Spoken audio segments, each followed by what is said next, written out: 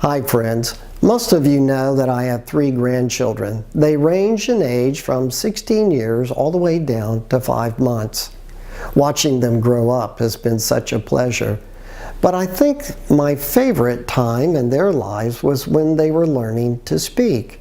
At first their words were simple: mama, dada, dog, cat. But with time their vocabulary expanded. Their parents were very intentional in teaching them 2 important words. Some would say they are magic words, and that is thank you. Thank you becomes the very foundation of a life of gratitude.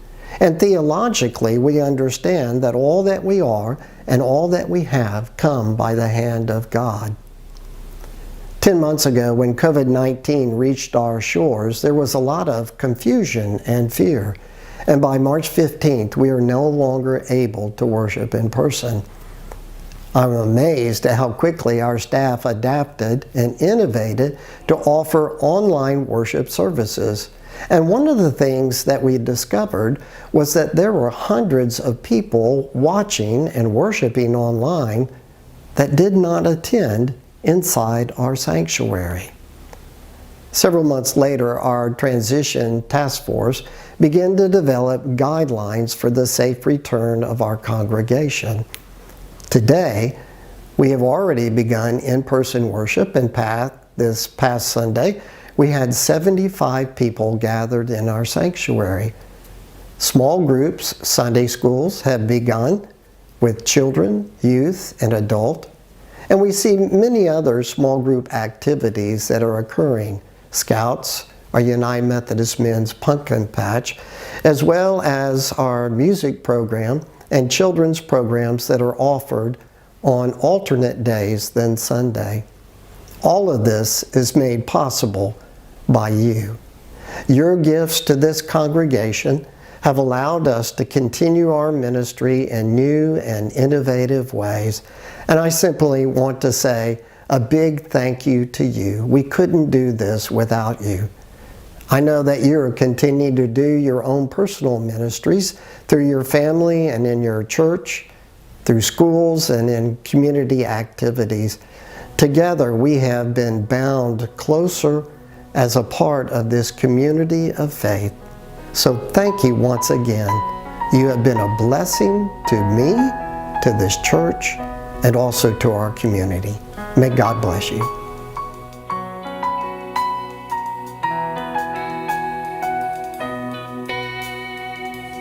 Before I spoke a word, you were singing over me. You have been so good to me. Before I took a breath, you breathed your life in me. You have been so good to me. And oh, the overwhelming, never-ending, reckless love of God. Oh, it chases me down, fights till I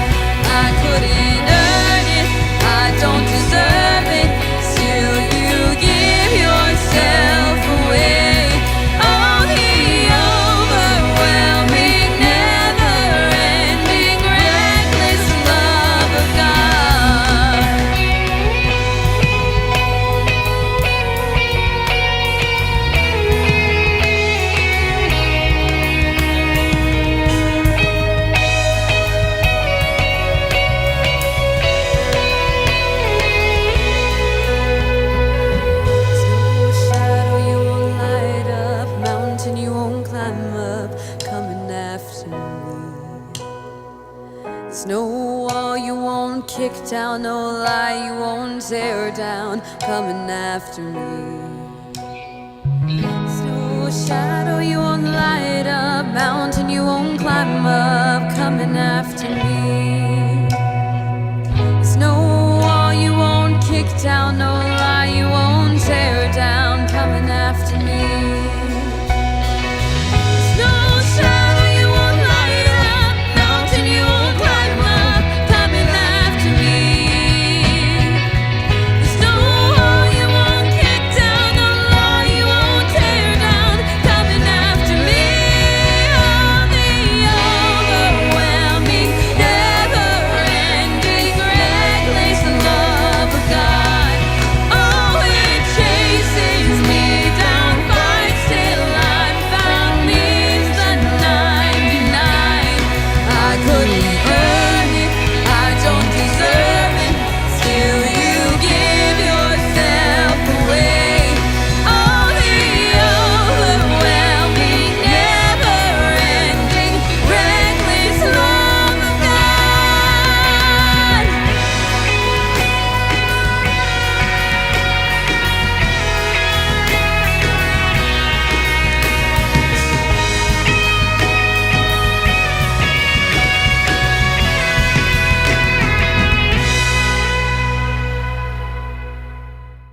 Well, good morning and welcome to Confluence Worship at Katy First. My name's Mark. I'm delighted that you are joining us wherever it is that you are.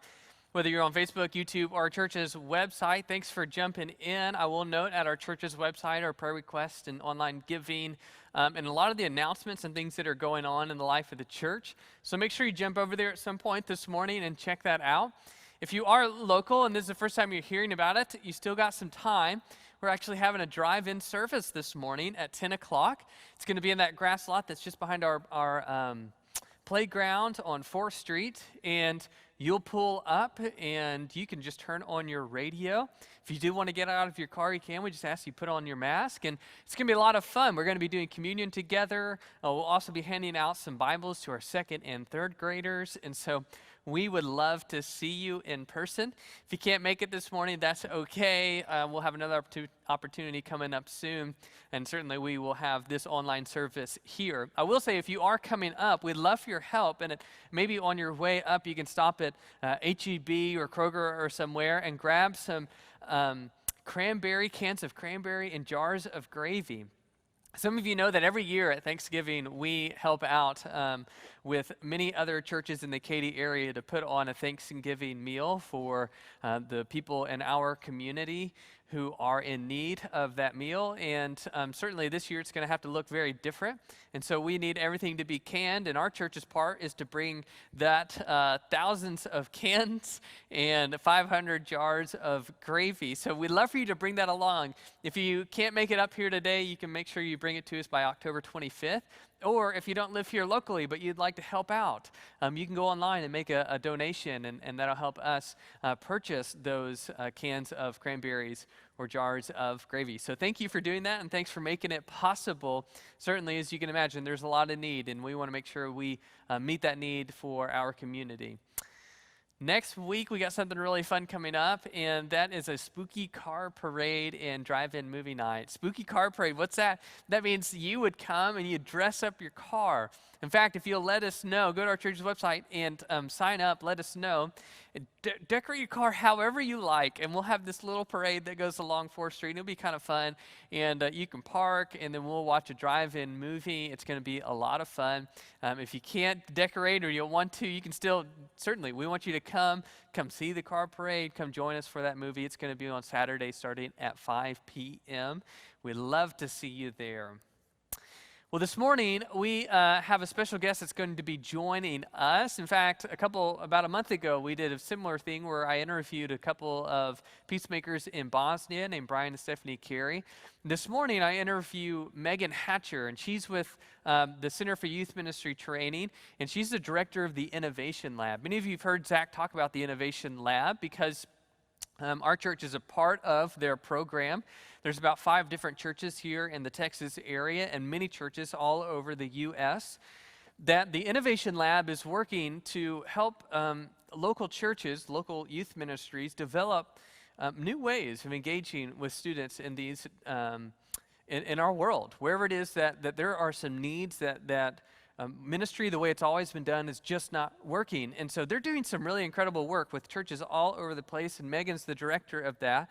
And so our series has been talking about wandering through this wilderness, and where Zach ended us last week had this idea that, hey, you know what, maybe sometimes in that tension there's the invitation for innovation. In fact, it's always been there. It's been part of our faithful witness the whole time, was to be innovative and creative and to see where God might be moving and where the Spirit might be leading us. And so today I'm going to talk with Megan. Now, if you're someone who's like, I don't know, Mark, innovation, creativity, not my bag, or that's for someone else, I especially want you to give me 15 minutes this morning and listen to what Megan has to say, because she has not only just a really humble and a great theology around innovation and why God's inviting us into it, but especially why it's for all of us.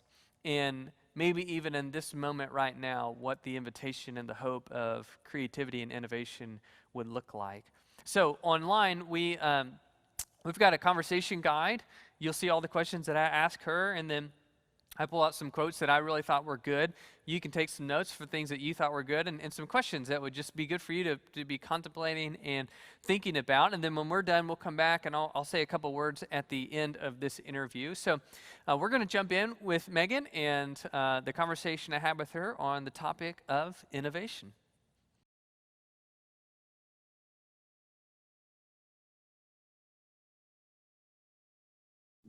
Branching beyond just the innovation, the work of the innovation lab, do you consider innovation to be kind of something that's tangent to faith? Like, hey, we pick it up in the seasons when things aren't going right? Or is it something that's central to faith, like it's part of who we are and it should have always kind of been there and maybe we've lost that? How do you kind of consider innovation to be part of our witness as a faithful witness in the world? So we like to say within the Innovation Lab, when we're onboarding some of our innovation teams, we like to say, why do we innovate? And we innovate because we are made in the image of a creating God. So we are creative and we create because God creates. And I love that image, and it sounds so simple, but I think we've lost sight of it in so many different avenues. We've lost sight of the fact that as part of the church, we are called into this symbiotic relationship where we are creating alongside God. God has empowered us through the Holy Spirit to be meeting people in our community with the love and the belonging and the grace of Jesus. And so we are called to create. We're called to create new things as our culture changes. So as people's needs have changed, we're not the same people that we were in the 1940s or the 1950s. Our world has changed. Technology has changed. What it looks like to be in the workplace has changed. Lord knows it's changed now, even more so in 2020 with the pandemic. Yeah. So we need to, by necessity, we've got to continue to change with that culture. And so the church, in many cases, has lagged behind in that co-creating role that we have with God. So the Innovation Lab and innovative potential in general is part of harnessing back that power and that calling that we have as people of faith to co-create with God, to partner with God as God brings about transformation in people's lives. I'm going to come back to you said, especially this moment, and to think about like what's the hope of that. But I'm going to move to another question, that what's really required of us to be innovative or creative? Because I think maybe for some of us, that would feel like that's up to the visionary folks. That's up to the ones who have a lot of energy, or the young folks, or, fill in the blanket statement for some particular people are creative. Many of us are not. We'll just follow the leader. You tell us where to go. Like, what's required of us to live into that? And is it only for a certain group of people, or what's it look like for all of us to kind of embrace this activity of innovation as part of our faithful witness? Yeah, I think that I would say my first answer would be absolutely not. It is absolutely not just for people who would say, oh, I'm creative or I'm a visionary. We actually at the Innovation Lab make a point of saying early and often that this is not just for people who consider themselves innovative. Now, the Innovation Lab work needs people that bring all kinds of gifts. And that sounds like the work of the church, right? Like 1 Corinthians chapter 12, the gifts of the Spirit and the spiritual gifts that all of us bring. So even if we consider ourselves not artistic or creative or innovative, we need gifts from everybody. And so we often talk about the fact that for us to be innovative, actually having innovative ideas is actually one of the things that is of least concern in the innovation lab process. What's more important is that we have empathy for teenagers in our community, for people in our faith community who have needs that aren't being met right now. That we have curiosity and we're able to look beyond our assumptions about what people might need and how the church is going to respond. That we're able to listen and to be able to allow teenagers to drive the ship in terms of what they need in their lives right now and what the church might be able to do to bring about that transformation. So actually having a great innovative idea, that's something that we do in our theological innovation process, but we don't get there until phase 4. That's the second to last phase. Phases 1, 2, and 3 are all about the building up our innovative potential. And so we do something called the Innovation Culture Index, which is literally an assessment that we use with all of our innovation teams to help measure how much innovative potential does that community have. And we're trying to measure the culture of the church. What kinds of hindrances are there in that particular church to innovation? And what kinds of things are really fruitful that will make for innovation that's going to be very successful in the future? And the really great news is that we can move the needle on all of those indicators. So if you see a team at their initial assessment who is leery of taking risks or they're in a survival mindset, we can do things. It's just like anything else that the church is trying to do. With practice, it comes more naturally. And so being part of the innovation process actually makes us more innovative. It makes us build up our tolerance toward taking risks, towards trying things and failing sometimes and then learning and trying something else. And that, I think, is what's actually really key, is the openness to try something new, to take a risk, to fail potentially, and then to get back up and to learn and realize that God has been in the very midst of all of that. So that's what I think it actually takes to be a really fruitful part of the innovation lab process. Yeah, I think that's so great. And I love that, it is for everyone. And in fact, the way you talk about it, it's almost like it takes such a grounded, real person that knows people, that knows needs. And so the person who's just sitting in their room thinking up ideas like, oh, I've got this great idea, often can be so dislocated from. Absolutely. Yeah, we actually talk all the time about how innovation is not a lone wolf endeavor. That no great idea has ever been enacted or even been ideated in a vacuum. That all of it exists and is completely tied to the context that idea is going to be emerging from. So yeah, doing it as a lone wolf is probably the best way to make sure you're not going to succeed. Yeah. Well, I love how you finished talking about some of this risk and some of the things that it demands of us. And again, maybe a misconception about innovation is you do this thing, it's successful, and isn't that great? But like, there's a much more difficult path that innovation requires of us. What do you think it would really demand of us to take those risks that are involved with innovation? Like, what's that? Kind of say a little bit more maybe about that posture, or what do you think we should be kind of expecting as we go down that path, whether it be personally, maybe in our own lives, or collectively as the church, as we're trying to do?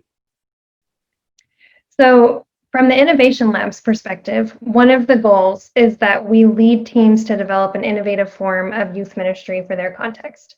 But one of the other big primary goals that we have as the Innovation Lab is to help change the culture of those faith communities. And we are seeing that happen already in the people who are involved in our Innovation Lab teams. We're seeing people whose communities were risk averse or who might have lacked a bit of an existential vision and they were more in a survival mindset. Their church potentially has been seeing dwindling membership or dwindling offering in the basket on Sunday mornings. And these things that are real, they are tangible places of stress and anxiety within the local church. But I think those things can make us stop and pause and get caught up in our anxiety. And what we're seeing is that the Innovation Lab, the innovation process, is actually giving us some space to pause, to stop, and to think about how we approach ministry in this context in a new way. So phase 1 of our theological innovation process, and there's 5 phases. Phase 1 is all about spending months describing the community in which you are trying to innovate. And that involves talking to, literally having conversations that are guided and directed with teenagers, with parents, with adults who are not parents, but who have a vested interest in teenagers. Maybe they're teachers or scoutmasters or young life leaders, people who know teens. And the point of having those in-depth conversations is that everyone on the innovation team actually is put in proximity to the needs that are being expressed by teenagers in their unique community. And what we're seeing across the board is that there are a lot of overlap. There's a lot of common needs that are being mentioned by teenagers in communities all across the country. But then there are also some very specific needs in every community. So we can't just, with a blanket paintbrush, just create innovative ministry that's going to meet the needs for every teenager in every community in the entire country.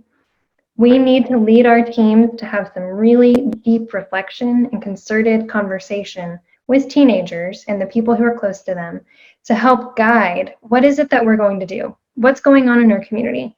And then why is it going on? And then doing some theological deep reflection as a team and as individuals about what is it that the Holy Spirit would lead us to do in this community, in this context? What is it that God would desire for young people in this community? And then finally, in phase 4, you start to think about that innovative idea, and then you start to test it, and then we help you scale and implement that idea fully. But there's been a lot of scaffolding, a lot of buildup to that ideation phase in phase 4. And that, I think, is what's so special about the Innovation Labs process, is that if we've done our job well, if we have truly allowed for the Holy Spirit to move us as individuals and as faith communities, then we have completely changed the way we approach ministry. We're not just trying to solve the issues of the local church and the dwindling membership or the dwindling offering. We're actually trying to meet people where they are and meet their needs. And that, I think, is absolutely something that Jesus Christ would be all over. And in fact, we have countless examples that that is exactly how Jesus approached his own ministry, meeting people where they are, asking what they needed, and then transforming their lives. And we have that same opportunity to partner with God to do the same kind of work. I love that. I mean, meeting needs. So in our church, our senior pastor often, I think very early on, he said a statement about finding a need and meeting it, and it kind of stuck. And then so really over the past few years, it's been a kind of a thing that's often said about this church, is finding needs and responding to it. And just kind of, it's interesting to me. So a couple of months ago, I did an interview with some friends who are peacemakers in Bosnia, and they work alongside Christians and Muslims and trying to figure out how do we get these folks to work together in such a country where there's been some very recent, very difficult trauma that they're trying to heal together. And so we were talking about that, and then we kind of said, hey, so you think about where our country's at right now and how political. And one of the things he said was, it's not about just certain ideas, but meeting needs, and how often it comes back to, whether it's innovation, whether it's trying to get folks who totally disagree to talk, it's always about coming back to that heart of, we're real people with needs, with issues. And when those really go unaddressed, that's the issue. And, and again, in innovation, and I think in church, we can be so guilty of just trying to come up with the next idea that gets more people instead of finding the need that meets our community. And you're right, it's such a different approach that's so needed. Yeah, well, we talk about that. So the Innovation Lab has some of our philosophical foundations are the ideas of user-centered design theory, and that's exactly what it is. That's a simple way of saying, in this case, and I know the language sounds kind of funny to our ears, but who are the users of the ministries that we are creating? And in this case, it's youth, or sometimes families, or sometimes it's the entire church. And so creating ministry that meets their needs, rather than just creating a ministry that sounds really great in the staff meeting around the conference table, that's a completely different starting point. And I think that so often, and this may sound harsh, but I think so often the institutional church has lost sight of that. And we've started just, in our anxiety, have started just throwing whatever we can at the wall to see what sticks and what brings more people back to the church and what brings more money back into the church. And the reality is, I just don't necessarily think that those are the values that Jesus really cared all that much about. Well, let me finish with this question, Dan, and we'll just thinking about the particular moment that we're in of pandemic. What's the hope, I guess, in this moment that we would, hey, there's something here, that there's an opportunity here. And that's really the sermon series that we're finishing up has really kind of been trying to say, if these are so unprecedented days, then maybe there are unprecedented opportunities, or there's there's something here that just as crazy and difficult as it is, that maybe there's also the other side of that coin. There's opportunity there. So what do you see as kind of in this moment of pandemic and everything else, all the unrest that we're in? What is the hope of kind of innovative ministry and what that might look like for us? So you mentioned earlier the metaphor of the wilderness, right? So the metaphor of the wilderness, we know from our biblical stories, is a place of deep chaos and deep anxiety and deep wandering and restlessness and not knowing where are we heading, what's going on, not being able to know what can we count on from one day to the next. And that sounds oddly familiar to the way that 2020 has unfolded for us, and the grief and the chaos and the absolute despair that so many people are experiencing around the country and around the world. Yeah. And the other thing that I would point out about the wilderness is that it is also a place of meeting with God. Mm-hmm. So I think that's the opportunity right now. In many ways, ministry in all areas of our life. So it's not actually just ministry. It's actually, we're innovating in the way that we're educating our kids.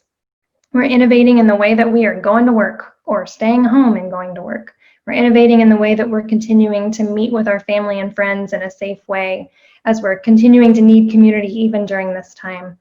So innovation is already happening in every area of life, and the church is no different. So I think what is possible right now is that we can meet with God, even though so much of this feels like the wilderness. We can meet with God, try new things. In some ways, the stakes are a little bit lower, right? In some ways, we have permission because of the fact that so many things that we had been doing for decades are now off the table. So many of the ways that, as we look towards the holidays, so many of the things that we did to celebrate Advent are probably not going to be as possible this year. So we have permission to try something new, to innovate, to do something that will really meet the needs that people have during this unique season. And we've been hearing from youth ministers around the country, not just those in our innovation lab, but also those who we're in partnership with through our other programs. Chaos and stress and anxiety are very close in this season.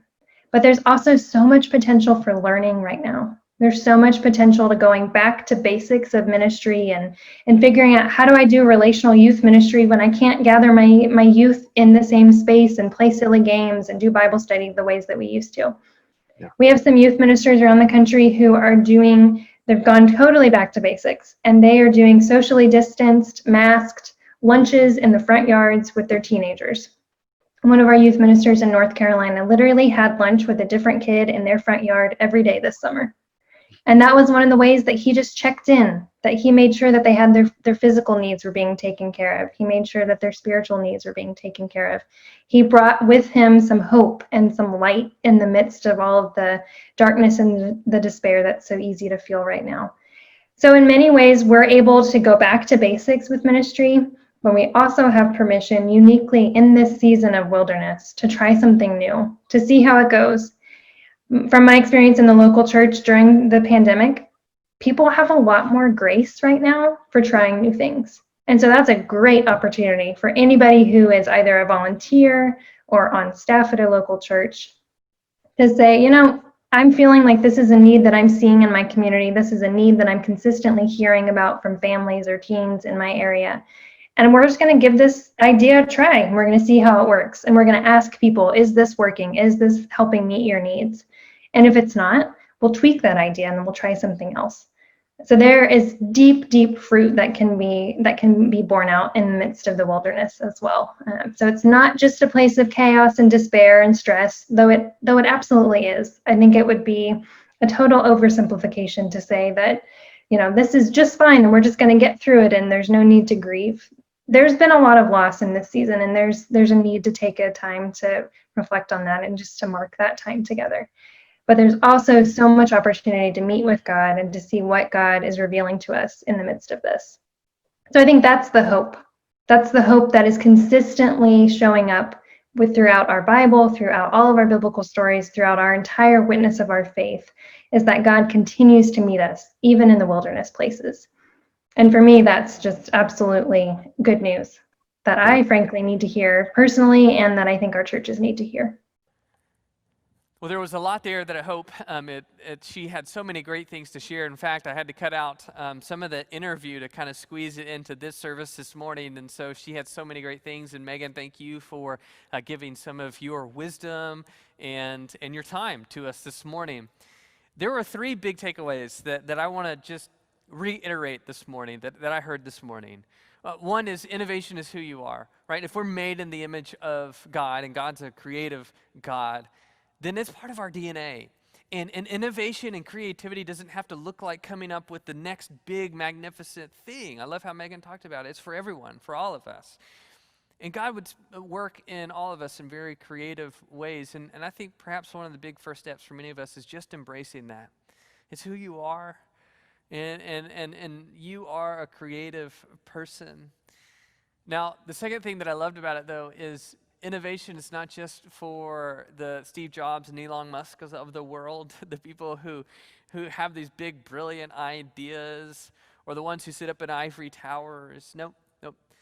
It's about the ones who know the needs, the people who are grounded, and innovation requires knowing those needs. In fact, in the history of our own Methodist movement, John Wesley, back in the 1700s, wasn't trying to come up with a thing that would change all of Britain and eventually all of the United States and eventually much of the world.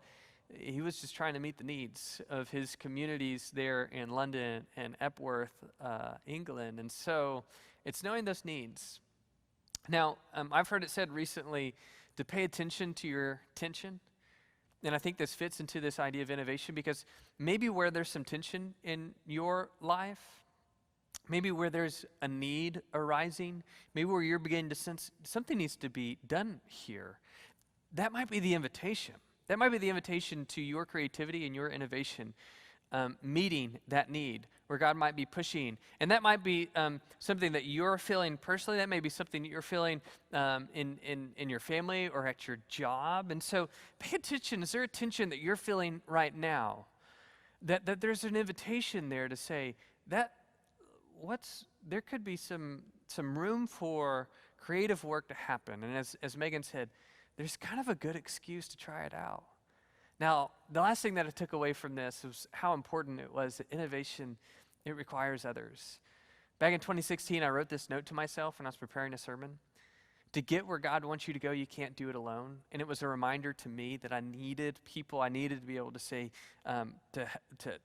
say I need help, and to be open-handed and to be collaborative, but also to know that I have value and I need to add to what someone else is doing as well. And we need each other in innovation, creativity, I think responding to the tensions that we might all be feeling.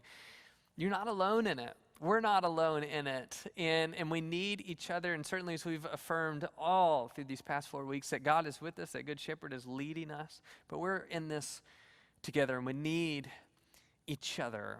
And I hope that brings you encouragement. I hope it inspires you to step into the arena and maybe try out some creative, innovative things, whether it's a big deal or whether it's just something small and tangible in your life, in your family, in your community, at our church, whatever that looks like.